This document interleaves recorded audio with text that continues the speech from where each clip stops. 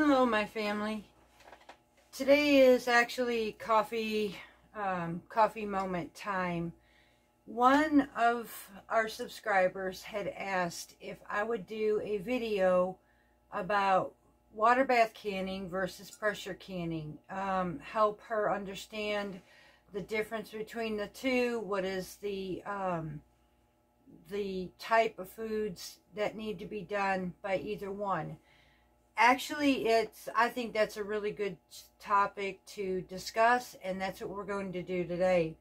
You see a lot of videos out here basically on how-tos, just like I have done myself. I mean, we have done cranberry sauce, and we have done chicken broths and meats, and so I am actually going to spend some time with you and make it simplified as much as I possibly can, to help you understand the difference between water bath canning and pressure canning and what needs to be done in each category. Now, I will tell you folks that there are a lot, there's labels, and I mean, I don't particularly like labels, but there is a lot of what they call rebel canners, and these are folks who, they will can, it's their kitchen, their rule. And so anybody, you're welcome to do so. You want to take the risks, that's absolutely fine. I tend to really not want to take those risks. There'll be occasions like I did with my cranberries, but I pretty much know where my limits are. And so if you see somebody canning cream cheese, I've had folks come to me lately and ask me, hey, I saw this video or that video, you can can milk. I simply tell them, please don't do that. Honestly, you cannot can dairy. Some have said that they can do this, and I've seen people water bath canning these. Folks, you do you, but I am going to tell you, based by my own opinion, please don't. That is the most dangerous thing you could possibly do. I won't risk it. I will put powdered milk up in my pantry if I want to have a milk base. Or if I had a freeze dryer, I would make my own, or make my own powdered eggs. I won't even dehydrate eggs. It's just, I don't take these risks. So, but that's totally up to you. So when I explain today, I figured I would go ahead and let you know right off the bat. So get down. Down. I figure I would let you know, sorry about that, y'all, right off the bat, the type of canner and the segment that I am going to give you. I will be going 95% of my segment today between the two, water bath canning and pressure canning, are going to be based by Ball Canning's book. Now, are there some items out there that makes no sense? Yes. Are there some items that we feel that can be canned and yet was never tested? Absolutely, just like I did with the cranberries yesterday.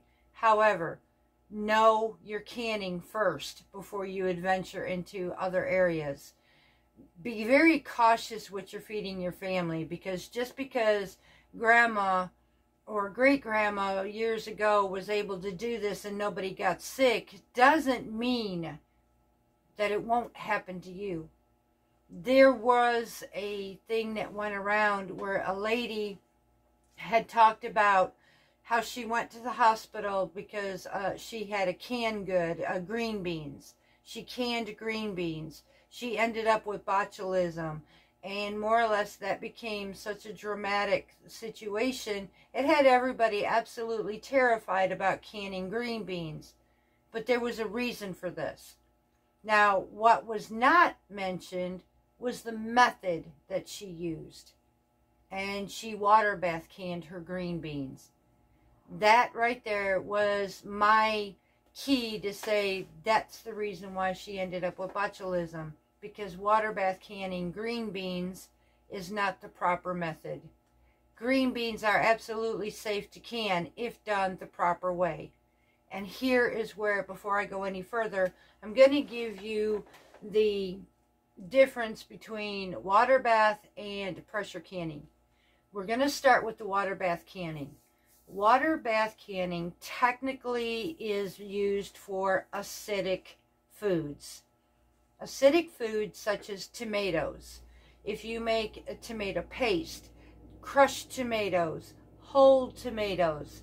Tomato is acidic. Also, it is a method where you not just rely on the tomato itself, but if you add lemon juice to this as well, or citric acid, it is acidic enough in pH to water bath can. Your jams and your jellies, they are a water bath canning method. Your pickles with brines, they have a vinegar base, they are acidic, they are water bath canning methods. Methods that deal with acid, whether it be a brine, vinegar, lemon juice. If you have a recipe, and most of the time your canning books will tell you the method used and the recipe that you choose. Cranberries, and sometimes now you will be adding, like I said, in our tomatoes. Although a tomato can be acidic, it still needs more. The same with your pickles and your brines. You need a certain amount of acidity to use that method to water bath can. So just know that when it calls for water bath canning, it is an acidic method. Your fruits, for your jams and jellies, you're adding your fruits, strawberries or your berries. Most berries are in their own form acidic, and then you're adding your sure gels and whatever else that you're using. So these are methods for water bath canning. You are very limited at this point. Although it's a good source, it absolutely is a fantastic source, you're also extremely limited because you cannot just water bath can everything. And that's where pressure canning comes in. Pressure canning is basically used for a much wider area of non-acidic food. Canning your vegetables like corn, green beans, greens, these type of sources, peas. You can absolutely pressure can these vegetables. There is no acid, so it would require you to do that. Your meat sources. Now, if you wanted to make a chili, you can do a chili basically like your salsas. Those are water bath. But if you're going to add meat to something, you're going to have to pressure can it. Meat sources of any kind is a pressure canning method. You cannot do a chili in water bath canning. You will hear people say that I canned, Lord have mercy. I've seen it, y'all. I've seen them all, and they have just cringed me. But again, their kitchen, their rules. I have seen people trying to water bath can chicken in a bone for 4 hours. Folks, please, I beg of you, don't do this. Any meat source is to be pressure canned. There is no reason today. They have built our pressure canners with very good safety methods. The one that I have is the Presto 23 quart, I think it is, pressure canner. Now, that pressure canner has a safety, rubber safety latch in the back of my lid. If anything were to go wrong or too much pressure, it will release that little rubber base button before it explodes. I'm just going to tell you, it will pop that rubber base. They have absolutely made these pressure canners a whole lot safer than they were back when my grandma and great-grandma was pressure canning their food. So today there's no reason not to be safe. There is no reason to be fearful. And I will be honest, 3 years ago, my husband bought me my pressure canner. I literally, y'all, just started using mine 2 years ago. I allowed that pressure canner to sit in my pantry for a year, unboxed. And one day, in one of my homesteading groups, my mentor from another state came to me and she said, look, it is time for you to broaden your horizons in canning. You will be unstoppable. But she also said that she would stay with me the whole time and teach me, because I told her I was intimidated and I was scared to death. The reason I make my videos is to show you how easy it is, because I was one of those people that was so terrified of my pressure canner. I went to groups that said you couldn't even mention the word pressure canner. Everything was to be water bath canned, until I learned how much danger I was adding to me and my husband. I actually ended up throwing away food because it was way too dangerous, and the risk that I took because I was afraid to pressure can. I honestly got to the point I didn't really can much of anything. I did the basics, my brines, my pickles, which we hardly ever ate. I did lots of jams and jellies, and we don't eat that much. So it was time. And when my mentor took me through that process, that was the best thing anybody ever did. She took time with me. She spent hours on the phone with me. I am so ever grateful to her, and she was right. Once I learned how to do that, it was just game on. And I have a full operating pantry. So I'm going to ask you, please don't be afraid. These canners are a lot safer than they've ever been before. There are two types. They are expensive to an extent, but they will last you a very long time if you properly take care of them. There is the Presto canner like I have. It does not have the weights. It is based by a dial gauge. Now for me, I prefer that it's so much more simpler for me to operate it. I watch my PSIs and my dial gauge, and I am perfectly happy. There are others, though, who find it easier to go by the weight and the rocker, and that would be your All-American pressure canner. I find that a bit more complicated, but others are a lot more comfortable with that method. So you choose you and what makes you more comfortable. Also go online and know your altitude. The altitude where I live is, I am under 1,000 in our altitude pressure, and so all my pressure canning would be 10 to 11 pounds. So anybody in the higher elevations would be a much higher pressure in their PSI and time. Now for me, a lot of my times in the ball canning book is exactly what it would state in there because of my altitude.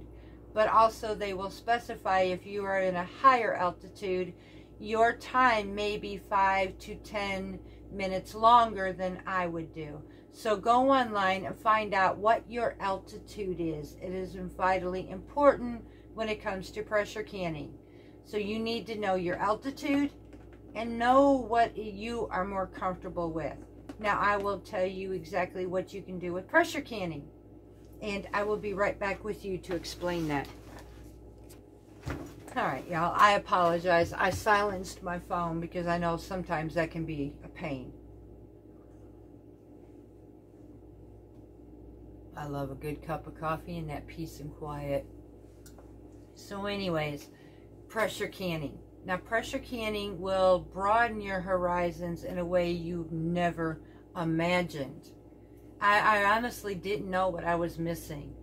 And my pantries are so full today because I took the time to learn both. Now, I can take advantage at this point. If I find a turkey at a really good deal, I can literally take and buy 1 or 2 extra turkeys, bring it home, defrost it, and know that I can actually put that turkey, should I want to, on my shelf. Now I can cut it into chunks. I can take and make my broth out of it and put that on my shelf.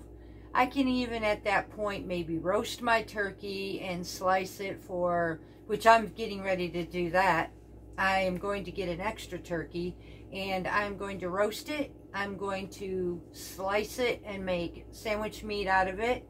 I am going to take and put some of that turkey into individual packages and make them for other meals. So I can take advantage of bulk meats such as roast, and I can make beef stew out of them if I wanted to, or I could just make beef chunks and beef broth and put that on my shelf. I can take advantage of all areas of meat, from hamburger. Now, there are some meats I'm going to caution you about. Ham. Now, we do ham and beans. You can absolutely do that, but in the bulk canning book, you're not using a whole lot of ham, y'all. You're using a small amount. Sausage. I tried this. Now, they say in the bulk canning book you can do sausage, but there's a stipulation to that. It's using your own seasoning. This isn't sausage that you could just grab off the shelf, come home, can it up, and put it on your shelf. You cannot do that. Due to the nitrates inside of that meat, it is dangerous to can. Now, the other part of that is the salt content will enhancify so badly. I tried it, I did it, and I will never do that again. It will enhance it so much that it's unusable to eat. So, I didn't like it. Now, if I were to go and can sausage, I am going to look for a nitrate-free material or product. And that is very hard to find. Nitrates, unfortunately, you cannot can, y'all. I see many people, and it makes no sense to me, but I get what they're doing. They will go buy these super big number 10 cans, restaurant style foods, come home, open them up, and re-can them. But let me explain to you something. If you're going to do that, especially if you're doing that like vegetables and stuff, you're going to end up with mush. You got to understand that these cans are already soft vegetables, and if you're going to reuse them, it's just going to make it that much more softer. Now, dehydrate them maybe? Absolutely. Yes, you can do that. You can even take frozen foods and dehydrate those. I don't think I would necessarily can them because they've already been processed in their own way. I personally would only use fresh. So, I mean, that's totally up to you. Canning cream cheese, any sort of cheese sources, any dairy, milks, or creams, or I would not do that. Pressure canning, water bath canning, either way, it is highly unrecommended because there is absolutely no safe method in doing that. You will take a major risk if you do that. There are many who do, though.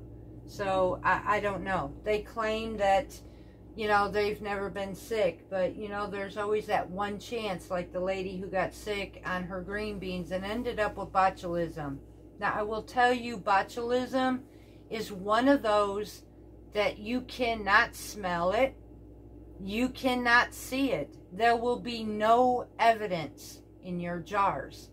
And I'm telling you this, there will be absolutely no evidence that you have botulism in your jars for properly or improperly canning your food. Just so you know that.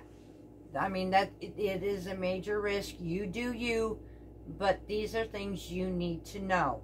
So it's a risk that you are well aware of if you take that method.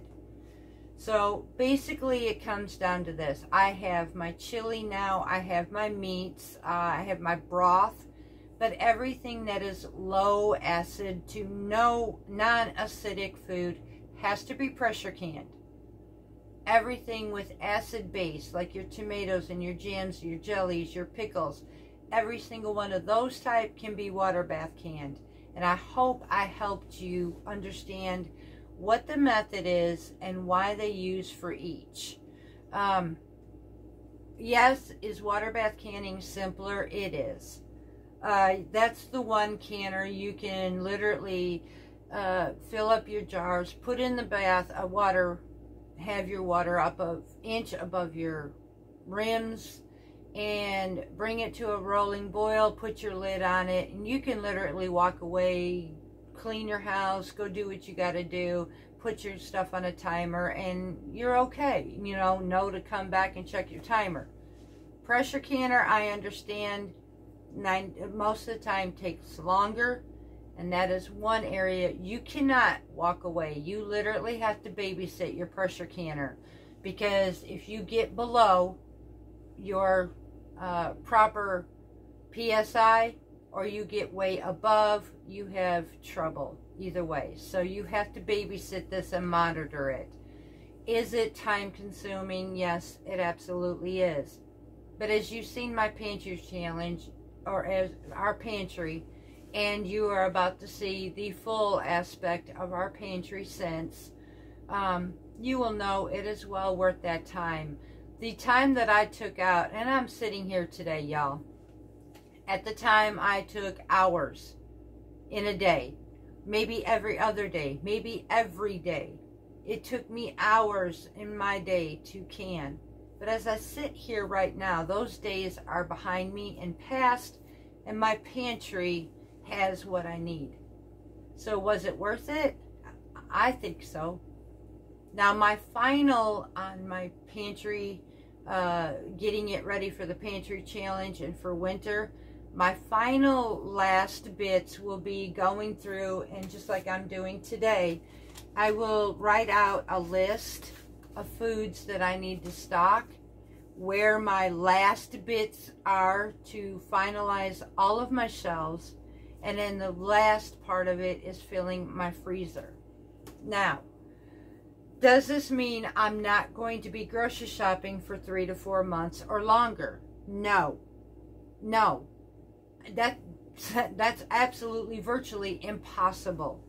What I am going to be doing is far less grocery shopping and only doing what we absolutely need. That would be my dairy products, my butter, my cream cheese, or my cheeses, my dairy. Maybe later on down the line, we may have to get some meat for us somewhere, or if we find a sale that is good enough, we absolutely will bring that sale home and do what we have to do to keep going longer. So there may be times I see a sale on fresh vegetables. I will absolutely get my fresh vegetables, because we live off of that in a Mediterranean style, things that I can't get and grow right now. So I will be actually cutting down majorly on how we shop, because we will only be getting what we need and living off of what we have done all summer long. So, and that's the time, honestly, do I miss my fresh and all that? Absolutely. I really do, because there ain't nothing like fresh vegetables in the summertime, going out to your own garden, bringing them in and using them up. But unfortunately, winter you don't do that, so I'll have to buy those. But like I said, I look at sales and I will cut my costs, because we're only getting what we need. I will be living, literally, we've been doing this now going on 3 years, and I do not regret it. Each year I learn from it. Each year we get better and better, and then we use up more, because we now know what we prefer, what we like, and what we will absolutely use the most. Now, my general rule, in case you've missed those videos, and since I'm talking all about canning anyways and all about preserving for the winter, I will tell you I have a general rule on how long my food will last on the shelf. I apologize. Sometimes I have to stop for a sip of coffee, y'all, because when I had my surgery done for my thyroid cancer, if it gets dry, I will end up losing my voice, because it'll paralyze my vocal cords. So occasionally you'll find me sipping. I don't mean to be rude. My general my general rule for canning and putting food on our shelf is I will not keep my food any longer than a year, 2 years at the top. Now I will rotate. I will take any of the food that was canned this year. When I do my canning next year, if there is anything remaining, I will push them forward and put my new ones in the back and use up what is in the front. Now, the reason, it is not because the food will go bad within 2 years. The reason I choose not to take our food longer than 2 years, and I prefer, honestly, I will keep a limit of 1 year. I have very few things that will last longer than that. If it goes after 2 years, I'm going to get rid of it. I'm just going to tell you, I'm going to get rid of it. And here is why. It is not the fact that the food will go bad. This food can last you as long as it is sealed for years. What won't last, and a lot of people won't tell you this either, in time, you start losing color, you start losing flavor, and you start losing nutrients. These three aspects will start changing the flavor of the food. It will not be as vibrant and viable after this. So, and like I said, a lot of people will keep them for 4 or 5, maybe longer than that. But honestly, you're going to lose a lot in your food. And to me, the same aspect, when you buy in store-bought food, y'all, there's a reason for expiration dates. Now, yes, you can take a canned good and know this. If you look at your canned goods, they even have a Best By expiration date. A lot of items do. Does that mean you can't store them on your shelf for a few years? No, you absolutely can. But know this part. The longer you keep your food, the less viable it will be. It will start losing coloring, flavoring, vitamins. And so know that. If you want to prep for Armageddon and keep this on your shelf forever, that's totally up to you. But to me, I want the ultimate out of my food. So I will preserve and I will prep. Yes, I am. But I keep mine for a certain amount of time because I want the best out of what I have done in my work. And I want those nutrients, vitamins, coloring, and all of that. So I have a limit. You do you.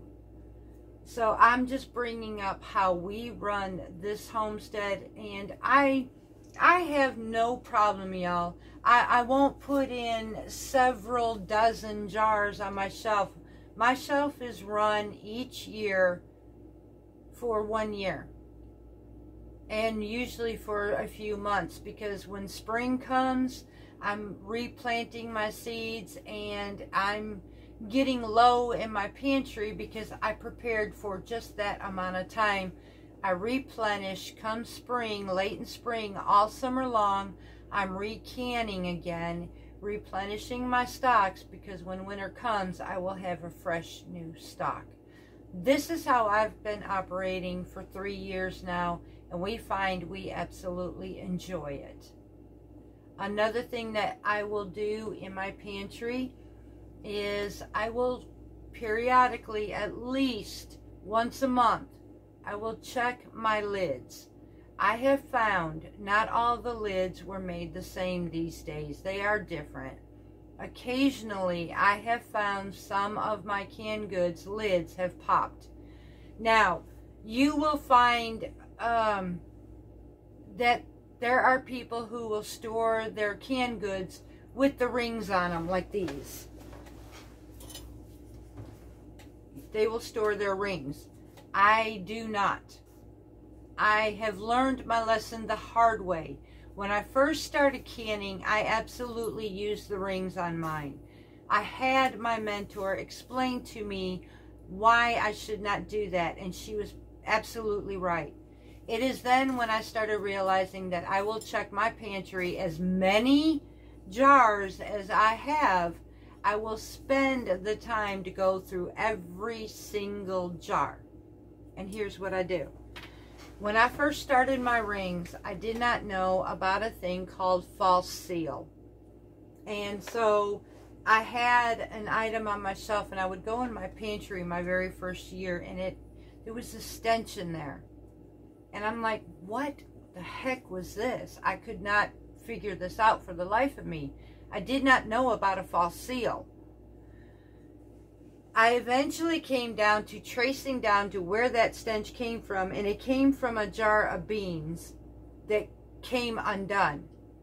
However, I did not know that because this ring was on there, and the lid was falsely placed on the top. If it weren't for the fact that I saw the bubble on the top of it, I would have never known. So I started taking the rings off, because what will happen if it becomes undone, more than likely you're going to bump that jar just right, and that lid's going to fall off. And so I had learned to take these off. It has proven to me to be very successful, and it saved me a lot of nasty. So I, every month, will check all of my lids to make sure everything is still sealed properly, and if it is not, I immediately take it off of my shelf and I discard it. So that's up to you as well. But I take inventory every month in that. It's like my own, in my grocery store, I'll call it. So I do take inventory, y'all. So I'm hoping this advice is helping you.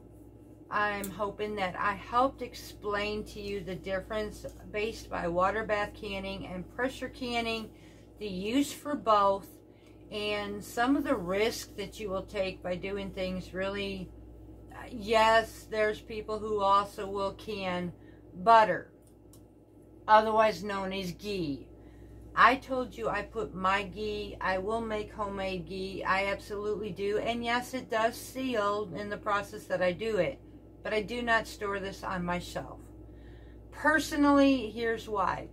They say that you can, and it's more than likely you can. I know that you can buy ghee from the grocery store that's shelf, but it's been processed in a way that is totally different than home-based. Okay? Can you put ghee on the shelf? It's possible, but the reason I choose not to, my method of making ghee is a process where you're removing water, then you're removing milk solids all the way down to nothing but the pure butter fat. Now the pure butter fat, otherwise known as clarified butter, is your ghee. However, can I trust the fact that I've removed every bit of that water or butter fat from it? Is there still maybe a trace left in that? I don't know. So therefore, I would rather put mine and store it in the refrigerator than I would put on my shelf. That is a risk that I'm saving us from being sick by taking less of a risk per se of knowing that, well, maybe there might be a trace here or there, and I don't have to worry about it because it's sitting in my refrigerator.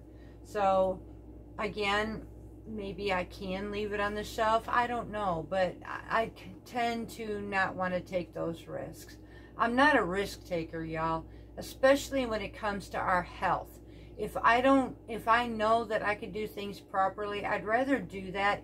If I am going to prep, that's perfectly fine, but I'm going to do it in a way that's not going to hurt us.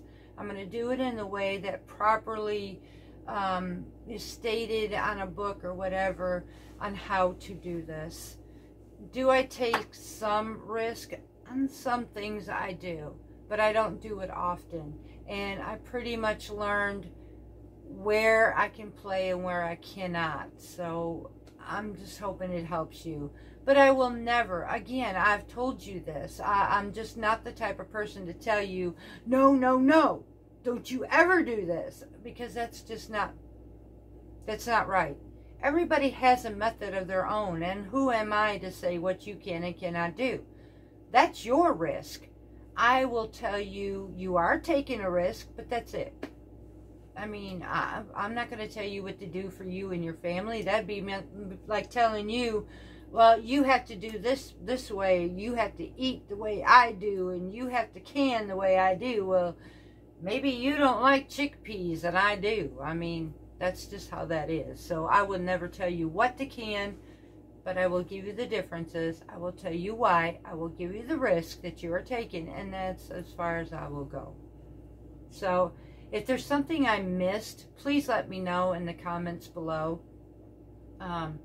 Again, if you guys love this content, if you like it, please share and subscribe. I don't really say that much on my videos, but it helps me to be seen more. I'm finding folks that are coming to me that's saying that we just found you. So share, subscribe, and keep me going out here, y'all, because there are many who are finding me, and it's amazing because this family is growing, and I love it. I do, because I understand the struggles. I'm right here with y'all. I have looked and searched, and I have learned to even try to do things on my own because I just couldn't find it. And is everything that I do right? No. I'm not going to tell you that it is, because I may be doing something wrong either. A lot of times I'm going by trial and error when we're doing videos together in the kitchen.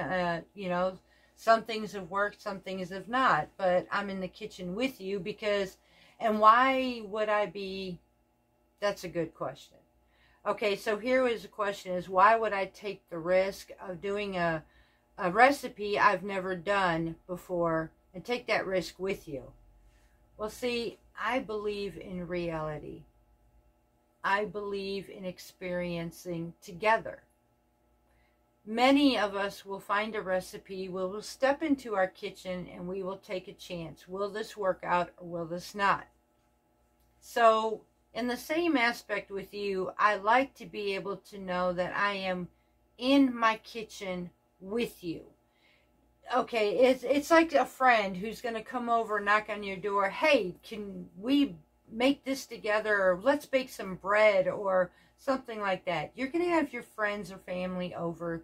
You're going to come into your kitchen and you're going to work together. Now, is this going to work out the same? We don't know. Is it going to work out or is it going to fail? You don't know, but you're going to give it a try. The same aspect with me on my video. I have told you from over a year ago when I started this channel, I am not perfect. My ducks are not in a row. I'm about as real as you're going to get, and that is part of it. I believe when I am with you as like a friend who come knocking on my door, when you step into my home and you are watching these videos, you are sitting with me and we are working on this together. Whether it's trying a new recipe or working with one that I have known forever. Whether it's canning new food, trying new methods, or learning how to can together, you're with me. I have made a pact that you are friend and family, because I would like to know that somebody out there gets me just as much as you do. And I do. I know sometimes the struggles are absolutely real. I'm with you, y'all. I am real because there's nothing to pretend about. I mean, if I were to pretend like my life is all together, I honestly don't need to be on here. I step away from those lives anymore. I just can't do it. I can't pretend that I have it all together. So you get me raw. You get me real. You get me with the struggles and the ones who completely understand you. I will... I don't have merchandise or anything like that right now. I am getting ready. Unfortunately, I have to come up with a new sewing machine because, sadly, And it's very heartbreaking, sadly. My heavy-duty, old-fashioned sewing machine took its last breath. So I have to find a new one. We have a new one, but I have to get the parts for it, y'all. So when I do, I've had several ask me about my aprons, and I may make some aprons and put it down as merchandise to be sold on this channel. It would help me, honestly, if I did that for no other reason but to help me purchase food or whatever and go through my videos with you, such as when we're doing low carb food or whatever, and if I find something I want to test out, it would help me get the materials to come on here and work with you as well. So that would be the only reason I would use it, to help bring out more in my channels. It helps, honestly, with the prices of food and stuff like that these days. It would definitely help me. So I may later come up with some aprons to sell to help just in that method.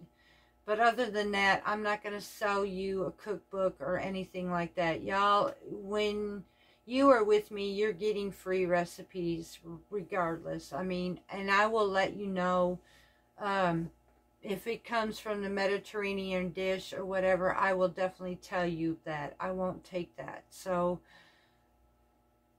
that's about it.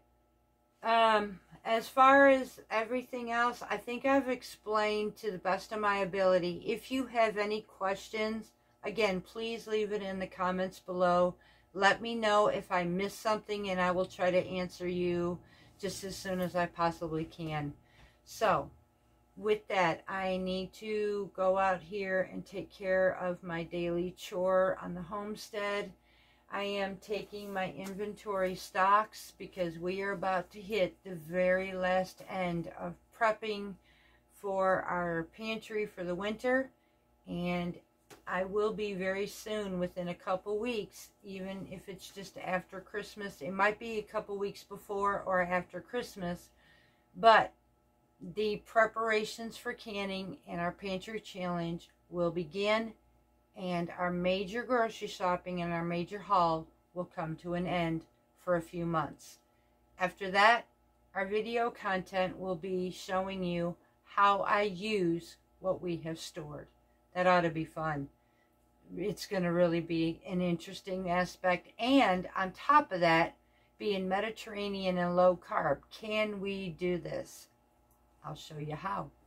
So much love to each and every one of you from Parton's Heritage Homestead.